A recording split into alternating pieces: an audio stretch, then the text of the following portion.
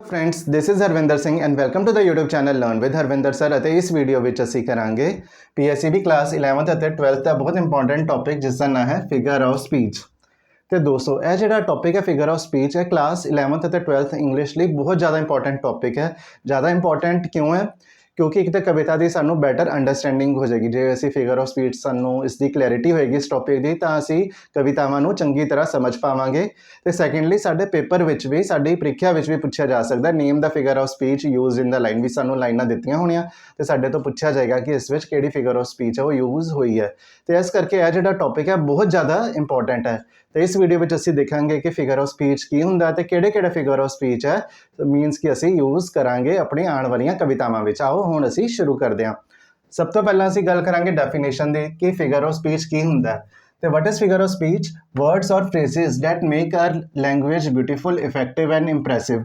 की हुंदा एक तो असी सिंपल लैंगुएज विच कवितावां लिख सकते हैं तो हुण की हो सकता है कि पढ़ो इन्नी ज़्यादा अट्रैक्टिव ना होए तो अपनी कविता नूं ब्यूटीफुल इंप्रैसिव और अट्रैक्टिव बनाउण लई जिहड़े शब्दां दी ते जिहड़े फ्रेजेस दी असी यूज असी करांगे उसनूं फिगर ऑफ स्पीच कहा जाता है। तो हुण असी फिगर ऑफ स्पीच के टाइप्स देखांगे तो उसके उदाहरण भी करांगे एग्जाम्पल्स भी करांगे ताकि आप सारिਆਂ ਨੂੰ होर ज़्यादा क्लीयर है वो हो जाए। तो पहला फिगर ऑफ स्पीच है सिमली। तो सिमली तो सानू पता लग सकता भी सिमली है सिमिलर या सेम तो इसनों ना उपमा अलंकार भी कहा जाता है। तो सिमली विच की हुंदा comparison between two different things कि दो वक्रिया वक्रिया चीज़ों के विचकार है वो कंपैरिजन हुंदा है। तो जनरली तुसीं देखोगे कि सिमली विच है लाइक या एज की वरतों की जाती है। उदाहरण देखते हैं होर ज़्यादा क्लीयर हो जाएगा। He is as brave as lion वो शेर की तरह बहादुर है।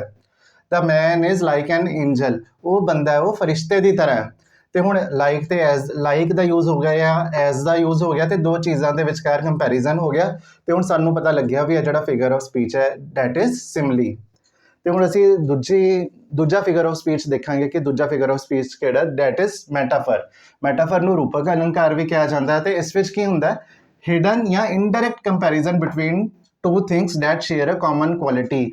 मीनस भी इत्थे कंपैरिजन हो रहा बट वो जो कंपैरिजन है हिडन या इनडायरैक्ट है दो अजिही चीज़ों के विचकार जिन्हां विच कोई ना कोई गल है वो कॉमन है। तो हुण असी देख लिया कि सिमली विच भी कंपैरिजन हुंदा है तो हुण असी देख लिया कि मैटाफर विच भी कंपैरिजन है पर सानू फर्क किस तरह पता लगेगा। मैटाफर का एग्जाम्पल देखने हैं सिमिलर एग्जाम्पल असी देखांगे ही इज़ अ लायन ते the man is an angel. तो हुण असी सिमली विच देखिया सीगा कि he is as brave as lion तो मैटाफर विच की है ही इज़ अ लायन। तो सानू यह पता लग गया भी इत्थे लाइक या एज की वरतों नहीं हुई। तो that man is like an angel होया सिमली विच तो मैटाफर विच है that man is an angel. तो इत्थे मैटाफर विच लाइक या एज की वरतों नहीं हुई। तो सिमली विच असी यह कह सकते हैं भी वो शेर की तरह बहादुर है। तो मैटाफर विच असी कहांगे कि वो शेर ही है मीनस कि लाइक है तो एज की वरतों नहीं हुई तो उस बंदे नूं कहता भी वो बंदा वो ही है। तो डैट इज़ मैटाफर तो डैट इज़ इस तरह असी पता कर सकते हैं भी यह सिमली है या मैटाफर है। तो असी यह देख लेंगे कि लाइक या एज की वरतों हुई है या नहीं जो नहीं हुई डैट इज़ मैटाफर जो हुई है तो डैट इज़ सिमली। तो इस तरह सानू पता लग जाएगा। तो हुण असी गल करांगे अपने तीजे फिगर ऑफ स्पीच की जो हुंदा एलिट्रेशन। तो एलिट्रेशन नूं अनुप्रास अलंकार भी कहा जाता है।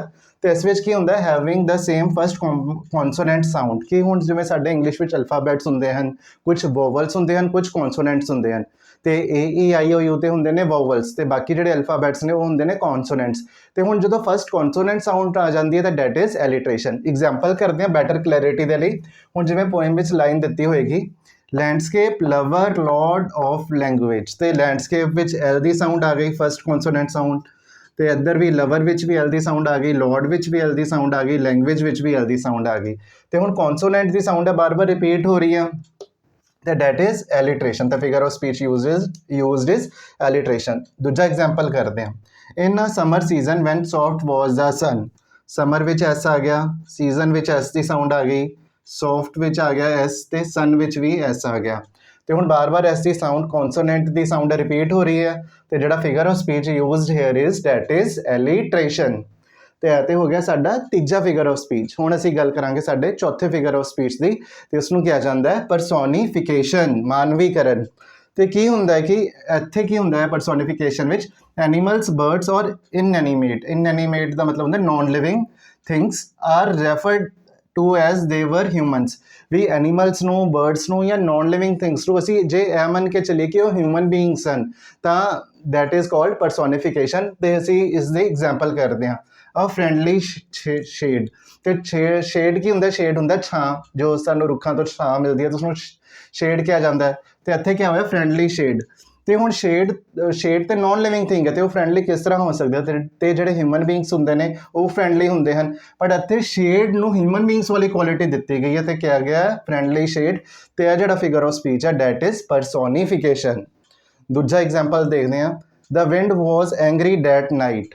ਪਰ ਜਿਹੜਾ ਐਂਗਰੀ ਹੈ, ਵਿੰਡ ਤਾਂ ਕਦੇ ਐਂਗਰੀ ਹੋ ਨਹੀਂ ਸਕਦੀ ਹੈ ਤਾਂ ਨੋਨ ਲਿਵਿੰਗ ਥਿੰਗ ਹੈ, ਬਟ ਜਿਹੜਾ ਹਿਊਮਨ ਬੀਇੰਗਸ ਹਨ ਉਹ ਐਂਗਰੀ ਹੁੰਦੇ ਹਨ। ਬਟ ਇੱਥੇ ਵਿੰਡ ਨੂੰ ਐਂਗਰੀ ਕਿਹਾ ਗਿਆ ਕਿਉਂਕਿ ਵਿੰਡ ਹੈ ਬਹੁਤ ਤੇਜ਼ ਬਲੋ ਕਰ ਰਹੀ ਆ, ਅਤੇ ਇੱਥੇ ਵਿੰਡ ਨੂੰ ਐਂਗਰੀ ਕਿਹਾ ਗਿਆ। ਅਤੇ ਹੁਣ ਐਂਗਰੀ ਹੁੰਦੇ ਨੇ ਹਿਊਮਨ ਬੀਇੰਗਸ, ਅਤੇ ਵਿੰਡ ਦਾ ਜਿਹੜਾ ਮਾਨਵੀਕਰਨ ਵਿੰਡ ਨੂੰ ਪਰਸੋਨੀਫਾਈ ਕੀਤਾ ਗਿਆ। ਅਤੇ ਜਿਹੜਾ ਫਿਗਰ ਆਫ ਸਪੀਚ ਇੱਧਰ ਯੂਜ਼ ਹੋਇਆ ਡੈਟ ਇਜ਼ ਪਰਸੋਨੀਫਿਕੇਸ਼ਨ। ਵੀ ਐਨੀਮਲ, ਬਰਡਸ ਜਾਂ ਨੋਨ ਲਿਵਿੰਗ ਥਿੰਗਸ ਨੂੰ ਇਸ ਤਰ੍ਹਾਂ ਮੰਨ ਕੇ ਚੱਲਣਾ ਕਿ ਉਹ ਹਿਊਮਨ ਬੀਇੰਗਸ ਹਨ, ਅਤੇ ਡੈਟ ਇਜ਼ ਕਾਲਡ ਪਰਸੋਨੀਫਿਕੇਸ਼ਨ। ਅਤੇ ਦੋਸਤੋ ਜਨਰਲੀ ਸਾਡੇ ਪੇਪਰ ਵਿੱਚ ਜਿਹੜਾ PSEB ਦਾ ਪੇਪਰ ਹੁੰਦਾ ਉਸ ਵਿੱਚ ਇਹ ਚਾਰ ਅਤੇ ਮੋਸਟ ਆਫ ਦਾ ਸਾਡੇ ਪੁਆਇੰਟਸ ਵਿੱਚ ਇਹ ਚਾਰ ਫਿਗਰ ਆਫ ਸਪੀਚ ਆ ਯੂਜ਼ ਹੋਣੇ ਹਨ। ਬਟ ਅਸੀਂ ਇੱਕ ਹੋਰ ਫਿਗਰ ਆਫ ਸਪੀਚ ਪੜ੍ਹਾਂਗੇ ਇੱਥੇ, ਅਤੇ ਡੈਟ ਇਜ਼ ਕਾਲਡ ਇਮੈਜਰੀ। ਅਤੇ ਇਮੈਜਰੀ ਕੀ ਹੁੰਦਾ? ਅਤੇ ਇਮੈਜਰੀ ਦਾ ਮਤਲਬ ਤੁਸੀਂ ਮੰਨ ਸਕਦੇ ਹੋ ਕਿ ਕਿਸੇ ਚੀਜ਼ ਨੂੰ ਇਮੈਜਨ ਕਰਨਾ, ਅਤੇ ਇਸ ਦੇ ਰਿਲੇਟਿਡ ਹੀ ਹੈਗਾ। ਅਤੇ ਹੁਣ ਅਸੀਂ ਇਸ ਦਾ ਅਰਥ ਵੀ ਕਰਾਂਗੇ ਅਤੇ ਐਗਜ਼ਾਮਪਲ ਵੀ ਕਰਾਂਗੇ। ਅਤੇ ਇਮੈਜਰੀ ਦਾ ਅਰਥ ਹੁੰਦਾ ਯੂਜ਼ ਆਫ ਵਿਵਿਡ। ਵਿਵਿਡ ਦਾ ਅਰਥ ਹੁੰਦਾ ਸਟਰੋਂਗ ਜਾਂ clear picture. Use of vivid descriptions in order to explain the situation. ਵੀ ਅਸੀਂ ਸਿਚੁਏਸ਼ਨ ਨੂੰ ਇਸ ਤਰ੍ਹਾਂ ਐਕਸਪਲੇਨ ਕਰਨਾ ਵੀ ਸਾਡੇ ਮਾਈਂਡ ਵਿੱਚ ਉਸਦੀ ਪਿਕਚਰ ਆ ਜਾਏ, ਤਾਂ ਡੈਟ ਇਜ਼ ਕਾਲਡ ਇਮੈਜਰੀ। ਅਤੇ ਇੱਥੇ ਹੋਰ ਡੈਫੀਨੇਸ਼ਨ ਲਿਖੀ ਹੋਈ ਹੈ, way of building an image in the reader's mind so that he can get understanding of situation by being talked about.